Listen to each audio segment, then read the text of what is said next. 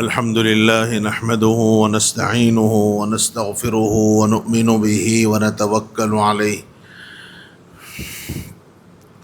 ونعوذ بالله من شرور أنفسنا ومن سيئات أعمالنا من يهده الله فلا مضل له ومن يضلله فلا هادي له ونشهد أن لا إله إلا الله وحده لا شريك له ونشهد أن سيدنا ونبينا وحبيبنا وشفيعنا وسندنا وقدوتنا ومولانا محمدا عبده ورسوله صلى الله تبارك وتعالى عليه وعلى آله وأصحابه وذرياته وأهل بيته وبارك وسلم تسليما كثيرا كثيرا. أما بعد فقد قال الله سبحانه وتعالى: أعوذ بالله من الشيطان الرجيم بسم الله الرحمن الرحيم إن عدة الشهور عند الله 12 شهرا في كتاب الله يوم خلق السماوات والأرض منها 4 حرم صدق الله العظيم. محترم بزرگوں، نوجوان بھائیوں، اس وقت 10 ذی الحجہ کے ایام آنے والے ہیں. چونکہ یہ بڑی فضیلتوں والے اور بہت اہمیت کے حامل ایام ہیں، ان ایام کی فضائل اور ان ایام سے متعلق مختلف قسم کی روایات نبی اکرم صلی اللہ علیہ وآلہ وسلم سے منقول ہیں، جس کا اختصار کے ساتھ ذکر انشاءاللہ آئندہ جمعہ عرض کروں گا. اس وقت ایک موضوع بلکہ کچھ اہم مواد نظر سے گزرا آج صبح ہی، اور بہت مختصر سے اور چھوٹے سے اعمال ہیں، لیکن اس کے فضائل بہت زیادہ منقول ہیں. اس لیے خیال ہوا کہ آج کے جمعے میں اس کا مذاکرہ کیا جائے، تاکہ مجھے بھی آپ کو بھی اللہ پاک اپنے کرم سے اس پر عمل کی توفیق دے. یہ بات تو سب کے علم میں ہے کہ حج ایک فرض ہے. اسلام کے 5 فرائض جو بنیادی ارکان ہیں، اور اس میں سے ایک رکن ہے، اور بہت زیادہ حج کے فضائل منقول ہیں. صرف یہی فضیلت کافی ہے کہ جس آدمی کو اللہ پاک حج کی توفیق دے اور وہ حج کر کے واپس آئے، تو اس حال میں واپس ہوتا ہے جیسے ایک بچہ ابھی اپنی ماں کے پیٹ سے پیدا ہوا ہو. یعنی وہ تمام تر گناہوں سے پاک و صاف ہو کر واپس لوٹتا ہے. اور اتنا ہی نہیں، نبی اکرم صلی اللہ علیہ وآلہ وسلم نے حجاج کے متعلق یہ فضائل بیان فرمائے کہ اس کے بعد سے 40 ایام تک حاجی جس کے لیے بھی مغفرت کی دعا کرے، اللہ تعالیٰ اس کی دعا کو قبول فرماتے ہیں. اسی لیے حکم دیا گیا کہ حجاج سے حج سے واپسی کے بعد دعائیں کرانی چاہیے، اور خصوصیت کے ساتھ مغفرت کی دعا کرانی چاہیے. اس لیے کہ حاجی جس کے لیے مغفرت کی دعا کرے گا، اللہ تعالیٰ اس کی دعا کو قبول فرمائیں گے.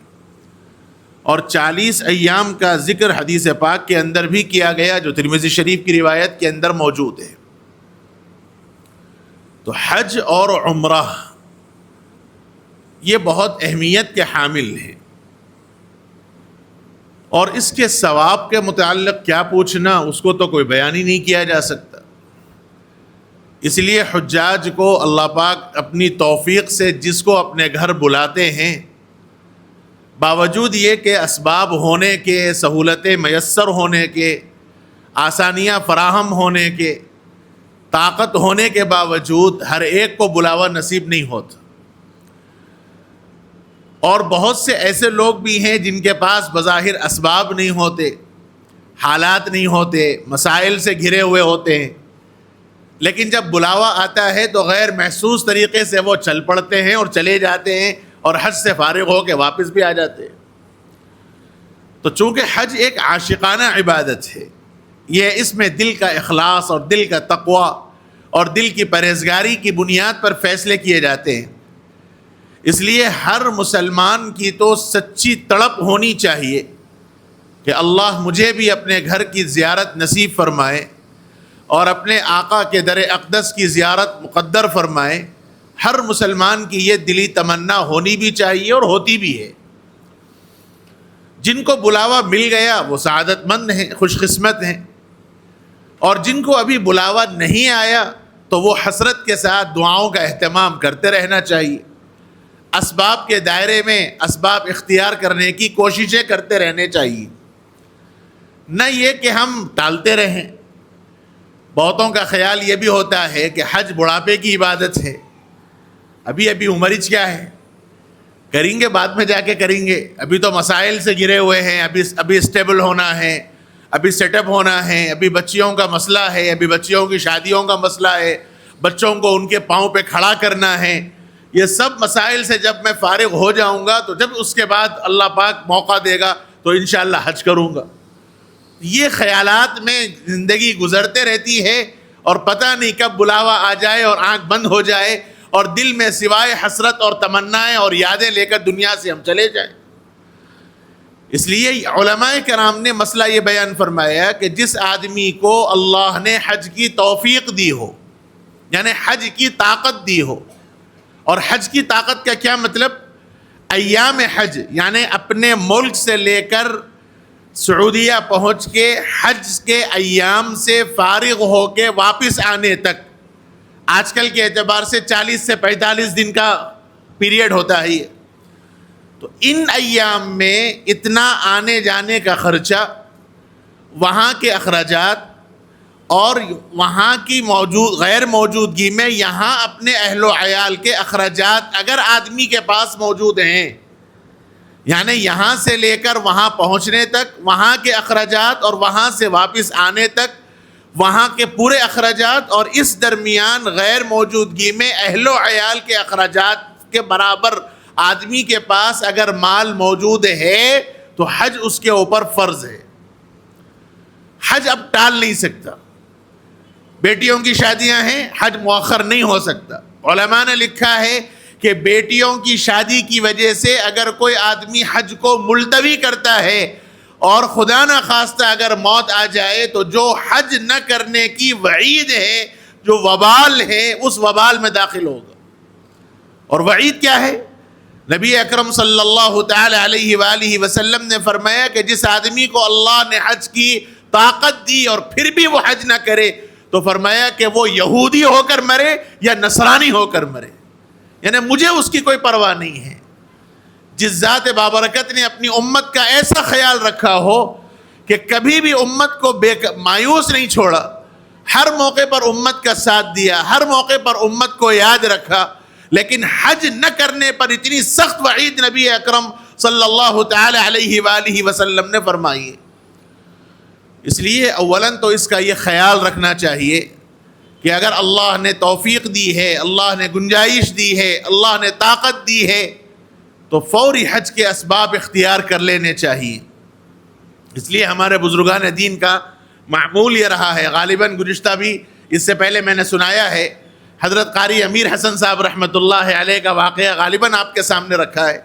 ہندوستان کے بہت بڑے بزرگ گزرے، حال میں حضرت کا غالباً 2 4 5 سال پہلے انتقال ہوا. بہت اللہ والے بزرگ تھے اور بہت سادہ طبیعت تھے، اور اتنی سادگی طبیعت کے اندر کہ دیکھنے والے دیکھ کے عش کرتے تھے، لیکن کوئی سال ان کا حج کے بغیر نہیں ہوتا تھا. ہر سال حج کو جاتے تھے اور اپنے صرفے پہ نہیں جاتے تھے، لوگ بھیجتے تھے. لیکن حضرت نے لکھا ہے کہ میرا جو پہلا حج ہوا وہ بہت مشقتوں والا میرا حج تھا. اس زمانے میں تنخواہیں معمولی، اور ہم مدرسوں میں پڑھانے والوں کی تنخواہیں تو ویسے بھی معمولی ہوتی ہیں. تو ان تنخواہوں سے بھی حضرت فرماتے ہیں کہ میں بچا بچا کے رکھتا تھا اور غلہ خرید لیا تھا اور غلے میں پیسے ڈالتا تھا. اور بڑی مشقتوں کے ساتھ میں نے پہلا حج کیا.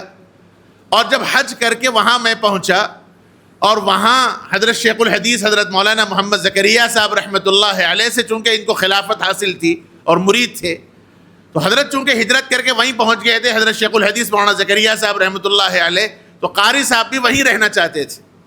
اور ہر مسلمان جو عاشق رسول ہوتا ہے وہ مدینۃ المنورہ چھوڑ کے آنا طبیعت میں گوارا نہیں ہوتا. تو حضرت نے فرمایا کہ میں حضرت آپ ہی کی خدمت میں یا آقا کے در اقدس پہ رہنا چاہتا ہوں اور یہیں اپنی زندگی گزار لوں گا. لیکن بعض بزرگان دین ایک کیفیت الگ ہوتی ہے، جب اللہ تعالیٰ سے تعلق جڑتا ہے تو بعض حالات کچھ ایسے پیش آ جاتے ہیں کہ اس کو بیان نہیں کیا جا سکتا.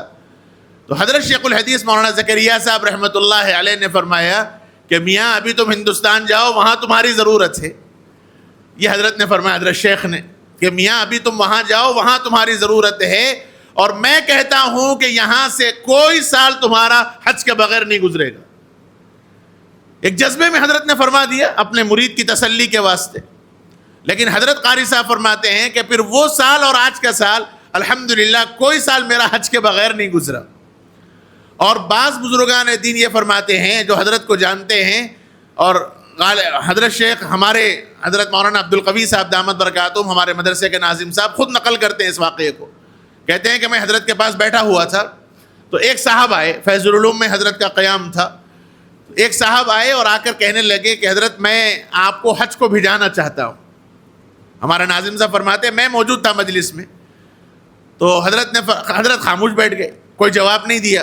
انہوں نے پھر کہا کہ حضرت میں آپ کو حج کو بھیجانا چاہتا ہوں. حضرت نے کہا کہ انشاءاللہ ضرور وقت آئے گا تو اللہ پاک بھیجا دیں گے. انہوں نے پھر کہا کہ حضرت میں اپنے صرفے پہ آپ کو بھیجانا چاہتا ہوں. تو پھر حضرت نے فرمایا کہ بھئی تھوڑا انتظار کرنا پڑے گا. تو کہا کہ حضرت آپ بتلا دیں کب مجھے موقع ملے گا. تو فرمایا کہ ابھی 16 لوگوں نے بک کرا دیا، 17واں آپ کا نمبر ہے. یعنی اگلے 16 سال تک کے بھی اللہ پاک نے انتظام کرا دیا تھا، اور اسی کے سال حضرت کا انتقال بھی ہوا. دل کی تڑپ، تمنا، جذبہ، خواہش، وہ در ایسا در ہے کہ اس در کو ہم کوئی زبان سے بیان نہیں کیا جا سکتا.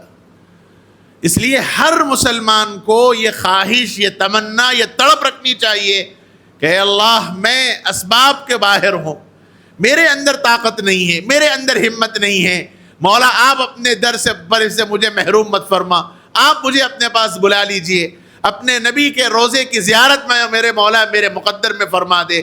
یہ دعاؤں کا اہتمام بھی کرتے رہنا چاہیے، اور اسباب کے دائرے میں کوششیں بھی کرتے رہنی چاہیے. کریں گے، ابھی وقت کیا ہے، ابھی عمر کیا ہے، ابھی ذمہ داریاں بہت ہے، ذمہ داریوں سے فارغ ہو کے کریں گے تو پھر کام چلنے والا نہیں ہے. پتہ نہیں وہ ذمہ داریوں میں ہم لگے رہیں اور اصل بڑا موعود وقت آ جائے اور ہمیں بلا لیا جائے اور ہم مولا کے در پہ پہنچ جائیں اور حج کی حسرت لے کے دنیا سے چلے جائیں، تو پھر اس سے بڑی بدبختی کی بات کچھ اور نہیں ہو سکتی کہ اللہ نے ہمت دی، توفیق دی، طاقت دی اور وسائل دیے، اس کے باوجود بھی حج نہیں کیا تو خدا نہ خواستہ پھر ہم اس وبال کے اندر داخل ہوں گے. اس لیے میرے بھائیوں، اولاً تو حج کی پوری کوشش اور پورا اہتمام کرنا چاہیے. بقیہ اس سے ہٹ کر اسباب نہیں ہیں، وسائل نہیں ہیں، لیکن تڑپ ہے، خواہش ہے، تمنائیں ہیں، اور ہر مسلمان کی یہ دلی خواہش اور تمنا ہوتی ہے. اور حج اور عمرے کا ثواب بھی بہت بڑا ہوا ہے. اللہ تعالیٰ نے بندوں کی اس خواہشات کی تکمیل فرمائی ہے. اللہ تعالیٰ نے بندوں کی ان ضروریات کے حالات کو سامنے رکھ کر بعض چیزیں ایسی عطا فرمائی ہیں کہ بندہ ان ثوابات کو، اس اجر کو بھی گھر بیٹھے حاصل کر سکتا ہے. آج صبح میری جن حدیثوں سے میرا مطالعہ ہوا انہی میں وہی بات بتلائی گئی ہے کہ اس وقت چونکہ حج کے ایام چل رہے ہیں، حجاج کے قافلے جا رہے ہیں اور حجاج پورے کے پورے لبیک اور لبیک کی صداؤں میں گزر رہے ہیں، اور ایک عجیب روح کو تڑپا دینے والا اور دل کو بھڑکا دینے والا اور دل کو تڑپا دینے والا منظر روزانہ حج ہاؤس کے سامنے سے نظر آ رہا ہے. یہ سب حسرتیں، خواہشات ہیں، اور ہر مسلمان یہ چاہتا ہے کہ ایک وقت میں بھی یہاں سے جاؤں، کبھی میرا بھی بلاوا آ جائے، ایسا کبھی میں بھی یہاں پہنچوں. اور مقصد کیا ہے؟ اجر و ثواب، جو اللہ نے اجر و ثواب متعین کیا ہے حج اور عمرے کے ذریعے. تو بعض وہ حضرات ہیں جن کو اسباب نہیں ہیں، وسائل نہیں ہیں، لیکن وہ اس اجر و ثواب کو حاصل کرنا چاہتے ہیں. تو اللہ کے نبی صلی اللہ علیہ وآلہ وسلم نے ایسوں کے واسطے بھی چیزیں متعین فرمائی ہیں. مختلف اعمال احادیث کے اندر بتلائے گئے ہیں کہ بندہ اگر اس عمل کو بھی کر لے تو اللہ پاک اجر و ثواب عنایت فرمائیں گے جو اجر و ثواب حج اور عمرے کا ہے. لیکن یہ ذہن میں رکھنا چاہیے، ایسا نہیں کہ دونوں برابر ہو جائیں گے. حج اور عمرہ اپنی جگہ، فضائل کے اعتبار سے، مقام و مرتبے کے اعتبار سے جو حج و عمرہ ہے. لیکن اگر کوئی یہ اعمال کر لے گا تو اللہ پاک اجر اور ثواب بھی اس کو عطا فرمائیں گے. فضائل الگ چیز ہیں اور اجر و ثواب کا ملنا الگ چیز ہے. اب یہ مطلب نہیں ہے کہ حج چھوڑ دیا جائے، عمرہ چھوڑ دیا جائے اور یہ عمل کر لیا جائے تو دونوں کا ثواب تو برابر ہے، ایسا نہیں ہے. فضائل الگ ہیں اور ثواب ملنا الگ چیز ہے. ثواب کا ذکر کیا گیا احادیث کے اندر، اور عمرہ اور حج کے فضائل اپنی جگہ منقول ہیں. پہلا عمل جو بہت آسان ہے لیکن تھوڑی قربانی والا ہے، اگر یہ عمل کا اہتمام کر لیا جائے تو گھر بیٹھے نبی اکرم صلی اللہ علیہ وآلہ وسلم کی زبانی اور میرا آپ کا ایمان ہے کہ ساری دنیا کی باتیں جھوٹی ہو سکتی ہیں لیکن آقا کی زبان سے نکلا ہوا کوئی لفظ غلط نہیں ہو سکتا. یہ میرا آپ کا ایمان ہے. حدیث پاک ہے، ترمذی شریف کی روایت ہے، حضرت انس بن مالک رضی اللہ عنہ حدیث کے راوی ہیں.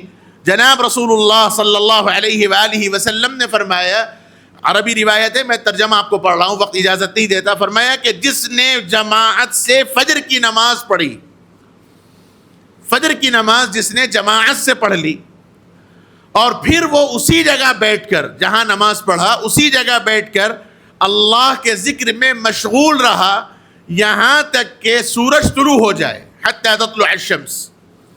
فجر کی نماز مسجد میں پڑھا اور اسی جگہ بیٹھ کر اللہ کے ذکر میں مشغول رہا. قرآن مجید کی تلاوت یہ بھی اللہ کے ذکر میں آتی ہے. اپنے اعمال میں لگا رہا، چاہے قرآن کی تلاوت، چونکہ نوافل تو پڑھ نہیں سکتا فجر کے بعد، تو ذکر و اذکار میں مصروف رہا، درود شریف میں کے معمولات میں رہا. بہرحال سورج نکلنے تک اسی جگہ بیٹھ کر ذکر و اذکار میں مشغول رہا یہاں تک کہ سورج طلوع ہو جائے. اور پھر اس کے بعد وہ 2 رکعت نماز پڑھے جس کو آپ صلاۃ الاشراق کہتے ہیں، اشراق کی نماز. 2 رکعت نماز پڑھے تو جناب رسول اللہ صلی اللہ علیہ وسلم نے فرمایا کہ اس کے لیے مکمل حج اور عمرے کے برابر ثواب لکھا جاتا ہے. بعض روایات کے اندر صحابہ نے تاکیداً پوچھا، تامتن یا رسول اللہ، حضور مکمل، یعنی جیسے مکمل حج و عمرہ کرنے کا ثواب ہے کیا ایسے ہی مکمل ثواب ملے گا؟ حضور نے فرمایا نعم، ہاں. پھر پوچھا تامتن یا رسول اللہ، حضور مکمل؟ تعجب سے پوچھا کہ حج اور عمرے میں اتنی قربانی، اتنی مشقت، یار یہاں گھر بیٹھے تھوڑی سی مشقت کے ساتھ یہ ثواب مل جائے. تو صحابہ نے بے چینی سے پوچھا تامتن یا رسول اللہ، اللہ کے رسول کیا مکمل؟ فرمایا ہاں مکمل. 3 مرتبہ روایات کے اندر ذکر آیا کہ سائل نے 3 مرتبہ سوال کیا اور حضور نے 3 مرتبہ فرمایا کہ فجر کی نماز پڑھے اور اسی جگہ بیٹھے اللہ کے ذکر میں مشغول رہے، سورج طلوع ہو جائے یہاں تک کہ اس کے بعد 2 رکعت نماز پڑھے. فرمایا کہ اس کو اللہ مکمل حج اور عمرے کا ثواب عنایت فرماتے ہیں. ایک بات. دوسرا عمل ابو داؤد شریف کی روایت ہے، بہت آسان عمل ہے. جناب رسول اللہ صلی اللہ علیہ وآلہ وسلم نے فرمایا کہ جو آدمی جماعت سے فرض نماز پڑھنے نکلتا ہے، یعنی اپنے گھر سے نماز پڑھنے کے لیے مسجد کو نکلتا ہے، تو اس کا ثواب حج کے برابر دیا جاتا ہے. اور بعض روایات میں اس کی صراحت دوسرے عمل کے ساتھ کی گئی ہے کہ جو آدمی اپنے گھر سے وضو کر کے، یہ اضافہ ہے بعض روایات کے اندر، کہ اپنے گھر سے وضو کر کے فرض نماز کے لیے نکلے تو اس کا اجر احرام والے حاجی کی طرح ہے۔ اتنا آسان عمل ہے، آدمی گھر سے وضو کر کے نکلے، اور بعض روایات کے اندر تو یہ بیان کیا گیا کہ اب اس کے گھر سے نکل کے مسجد پہنچنے تک جتنے قدم ہوں گے، ہر قدم کے عوض اللہ ایک نیکی لکھیں گے، ایک گناہ مٹائیں گے، اور ایک درجہ اس کا اضافہ کریں گے۔ بعض روایات میں اس کی صراحت آئی ہے۔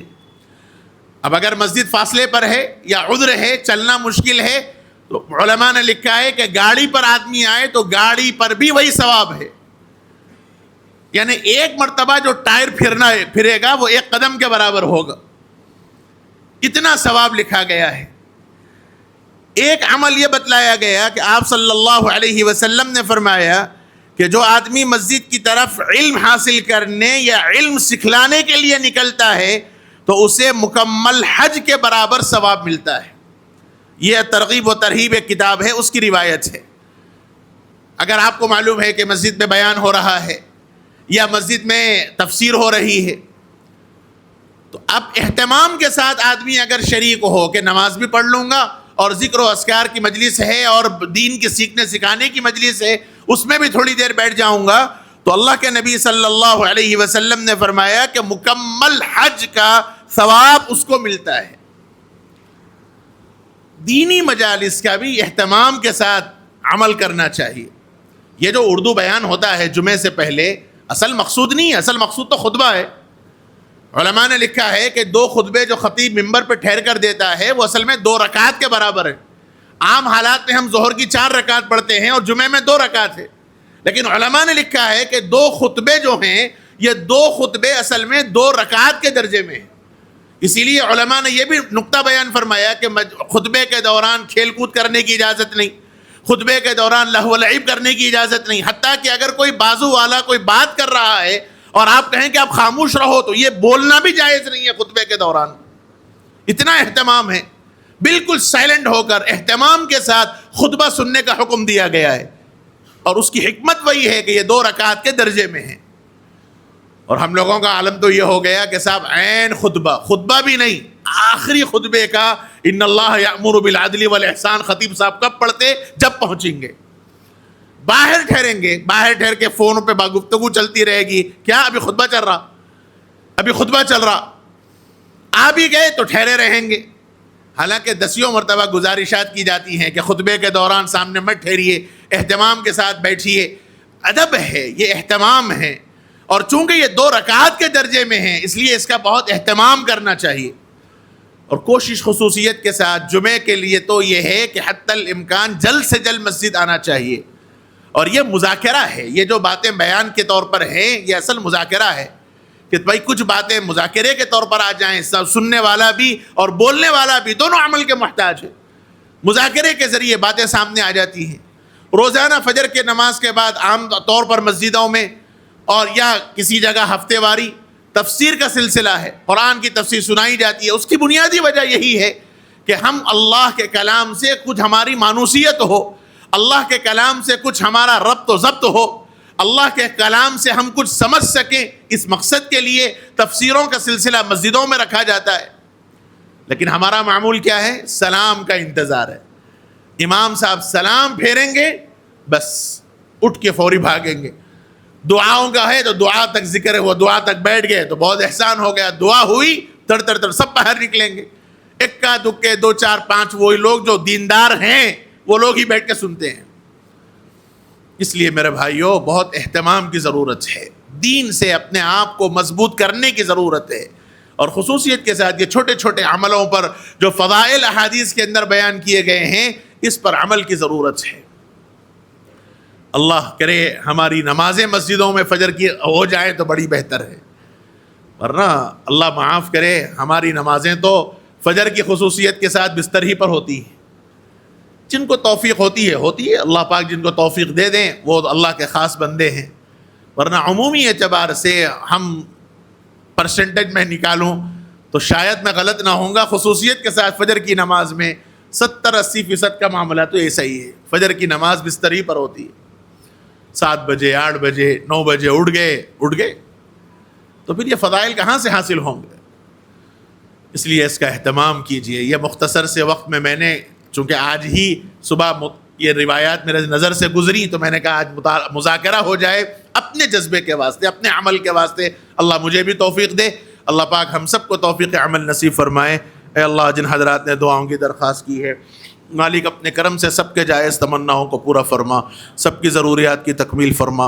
اے اللہ جو بیمار ہیں ان سب کو شفائے کاملہ عاجلہ دائمہ مستمرہ نصیب فرما. جو مرحوم ہیں ان کے مغفرت فرما، ان کے درجات کو بلند فرما. اے اللہ ہم نے جو مانگا وہ بھی عطا فرما، مانگنے سے جو رہ گیا نہیں مانگ سکے اپنے خاص کرم سے عطا فرما. ہماری دعاؤں کو اپنے فضل و کرم سے قبول فرما. وصلی اللہ وسلم وبارک علی نبینا مولانا محمد وعلى آله وصحبه أجمعين والحمد لله رب العالمين.